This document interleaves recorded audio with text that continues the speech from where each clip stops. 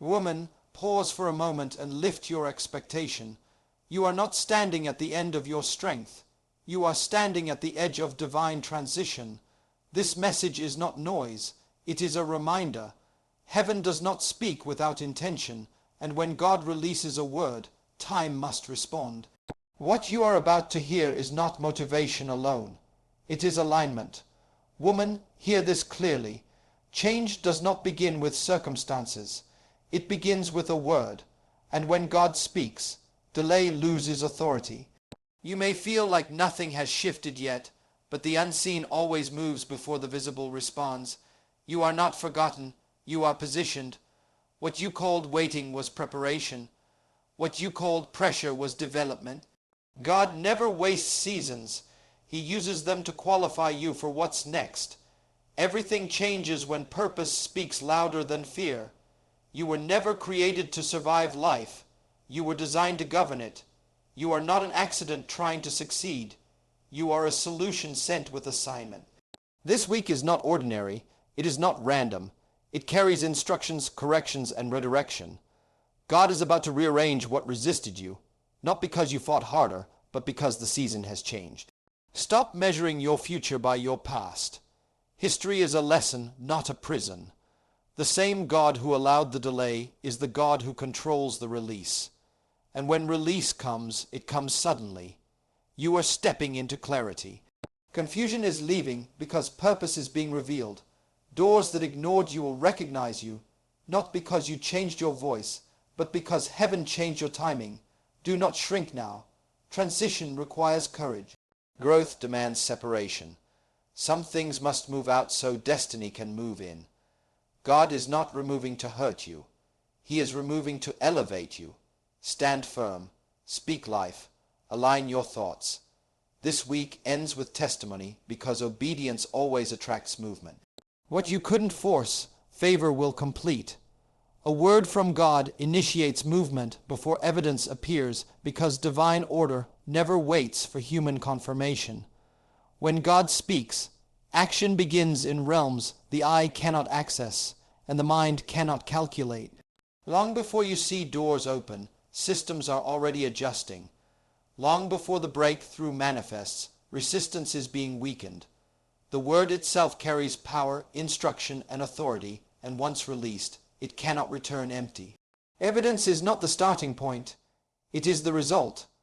Faith is trained to respond to the word, not to visible proof. Many miss the moment because they are waiting for signs instead of alignment. God's word does not need permission from circumstances to function. It creates its own pathway. What looks silent is often strategic movement. What feels delayed is often synchronized development. The unseen shift is always greater than the visible change because roots must grow before fruit can appear. When God speaks, timing is activated, people are repositioned, and environments are prepared to receive what is coming. This is why obedience must precede understanding. The word demands trust before explanation. Evidence will eventually show up, but it never arrives first. The invisible work must be completed so the visible manifestation can stand. When the word is spoken, resistance begins to weaken, limitations begin to expire, and alignment starts forming around purpose. The moment God speaks, movement has already started, even if nothing around you looks different, yet delay is not denial. It is preparation for capacity, because what is coming must match who you are becoming. God does not release weight to a structure that cannot sustain it. When the promise seems slow, it is often because enlargement is required internally before manifestation can occur externally. Capacity must be developed before responsibility is transferred. What you call delay is often divine training, strengthening your discipline, refining your character, and expanding your understanding so you can manage what is ahead without losing it. Many people desire arrival without preparation, but arrival without capacity produces collapse. Delay protects the promise from being wasted. During this season, vision is being clarified, endurance is being built, and wisdom is being cultivated. God is not withholding. He is preparing you to hold what He already planned to give. The timing is intentional because the assignment ahead requires maturity, consistency, and stability. Capacity is not just about receiving, it is about sustaining. In delay, priorities are adjusted, distractions are removed, and dependency on God deepens. What seems like waiting is actually equipping. The promise is already secured, but the vessel must be ready. When preparation is complete, release becomes inevitable because readiness always attracts manifestation purpose, not pressure. Defines your identity because identity is rooted in design, not in demand. Pressure is temporary and external. It comes from expectations, comparisons, deadlines, and opinions. Purpose is permanent and internal. It comes from why you were created in the first place. When pressure speaks the loudest, it tries to name you by your struggle, calling you late, behind, inadequate, or failing. But purpose names you by intention, reminding you that you exist because there is an assignment attached to your life. Pressure pushes you to react, but purpose teaches you to respond. Pressure demands performance without understanding, while purpose gives direction with clarity. When you allow pressure to define you, you begin to live in survival mode, constantly trying to prove your worth. But when purpose defines you, you move with confidence, knowing that your value was established before you ever entered the race. You stop chasing validation and start walking in alignment. Purpose is not discovered in chaos. It is revealed in commitment. Pressure may surround you, but it does not have authority unless you surrender your identity to it. You are not who stress says you are. You are not what urgency tries to label you. Your identity is tied to function, and function flows from purpose. Once you understand why you exist, pressure loses its power to control your decisions, your pace, and your peace. Living from purpose means you are guided by assignment, not anxiety. You begin to choose growth over panic, obedience over impulse, and direction over noise. Pressure will always be present, but it was never meant to be your compass. Purpose is the original blueprint, and when you align with it, everything else finds its proper place. You were created to lead, not merely to endure, because endurance is a function of survival, but leadership is a function of purpose. Endurance keeps you alive through difficulty, but leadership positions you to influence outcomes. You were not designed to spend your life reacting to circumstances, absorbing pressure, and tolerating limitation. You were designed to shape environments, direct movement, and establish order where confusion exists. Endurance is necessary for seasons, but leadership is required for destiny. When you only endure, you accept conditions without questioning their alignment to purpose. When you lead, you challenge what exists and introduce what should be. Leadership begins with responsibility, not title. It is the ability to take ownership of decisions, attitudes, and direction even when conditions are unfavorable. You were created with the capacity to think ahead, to see beyond the moment, and to act with intention rather than impulse. Endurance focuses on how long you can last. Leadership focuses on where you are going. Endurance asks, how do I survive this? Leadership asks, what must change? You were given vision not just to cope, but to correct. Even in adversity, leadership calls you to rise above reaction and operate from understanding. Your presence is meant to add clarity, not just resilience. To lead is to carry responsibility for transformation. That responsibility may require endurance at times, but it was never meant to end there. Endurance is a season. Leadership is a mandate. When you embrace leadership, you move from being affected by life to affecting life, from being shaped by circumstances to shaping outcomes, from merely existing to intentionally advancing purpose. Seasons change when assignment is ready because timing is governed by purpose, not emotion. A season does not end simply because it becomes uncomfortable or familiar. It ends when its work is complete. God does not shift environments until the assignment connected to that environment has been fulfilled. Every season carries instruction, development, and responsibility, and until those elements are accomplished, movement is delayed. Change is not random, it is intentional and ordered. Many desire a new season without completing the current assignment. But promotion follows productivity, not impatience. What you master in one season qualifies you for the next. The moment the assignment reaches maturity, the season loses its authority to hold you. Growth triggers transition. Readiness, not desire, determines release.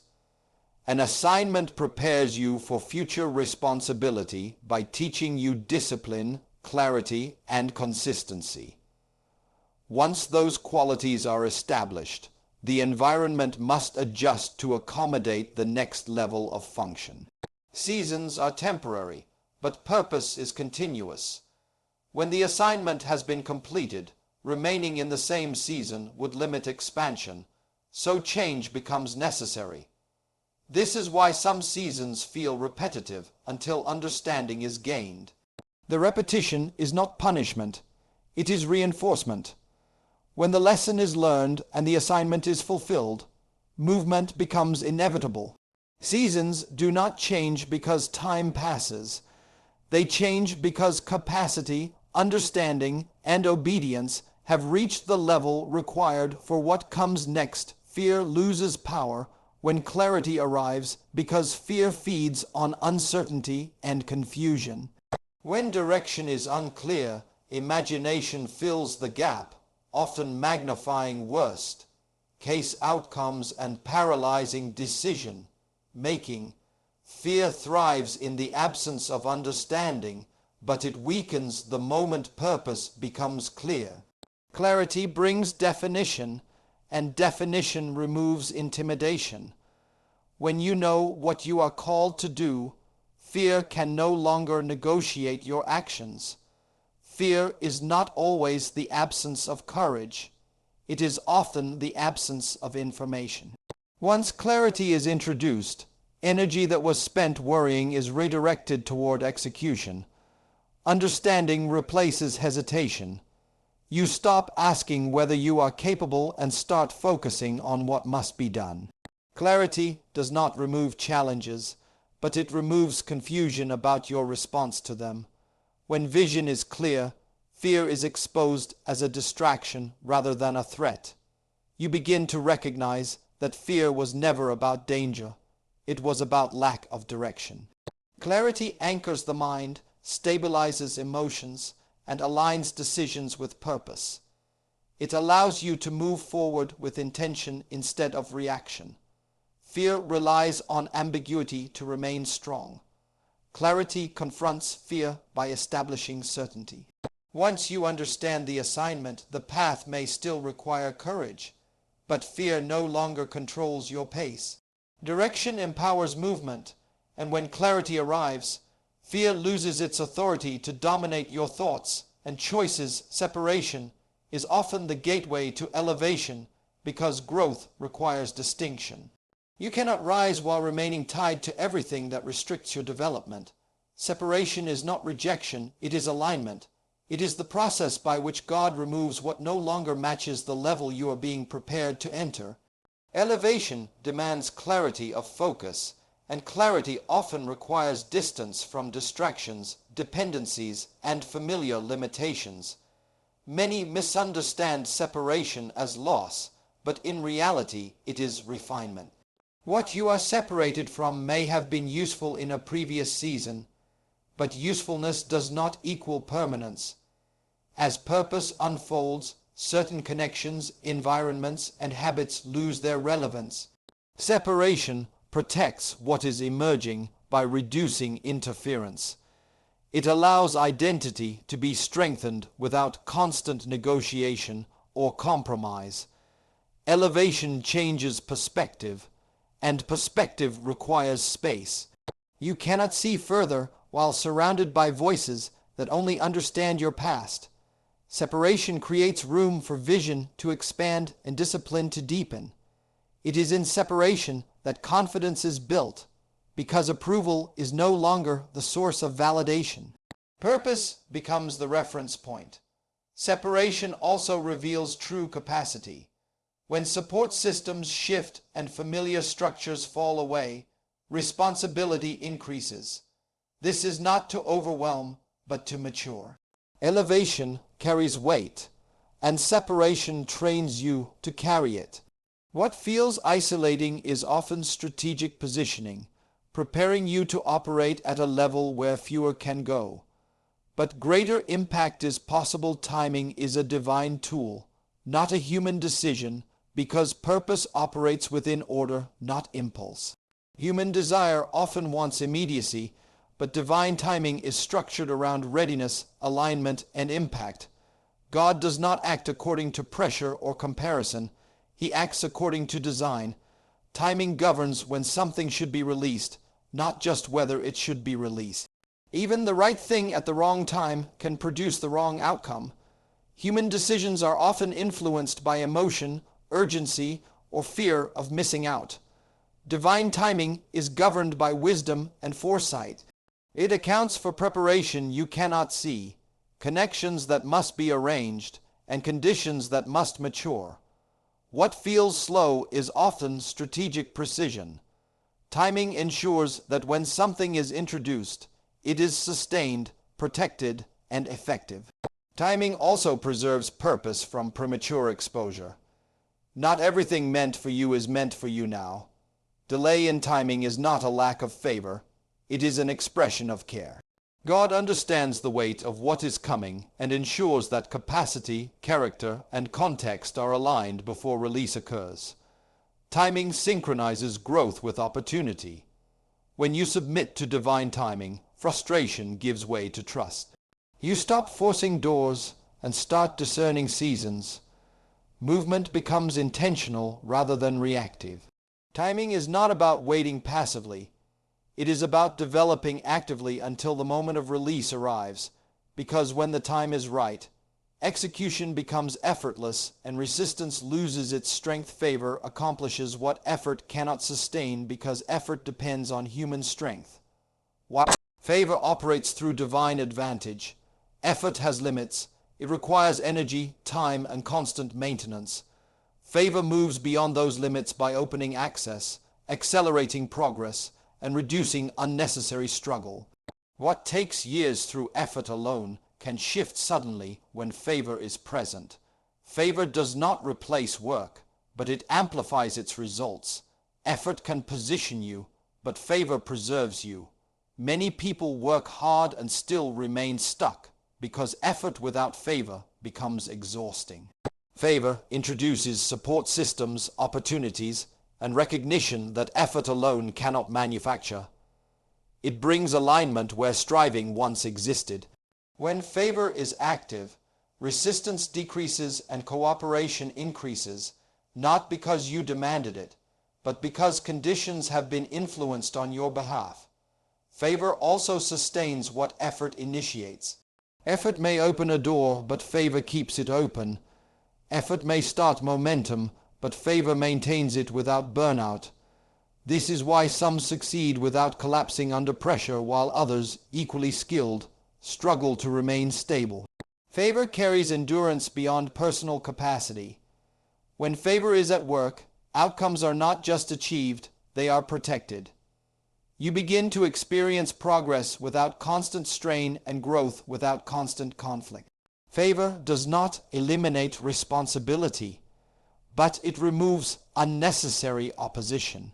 It ensures that what you are building is supported by grace, allowing purpose to advance without draining the life of the one carrying it. Obedience positions you for sudden breakthrough because alignment always precedes acceleration. A breakthrough does not occur in isolation. It responds to preparation, positioning, and readiness. Obedience is the key that moves you from delay into opportunity.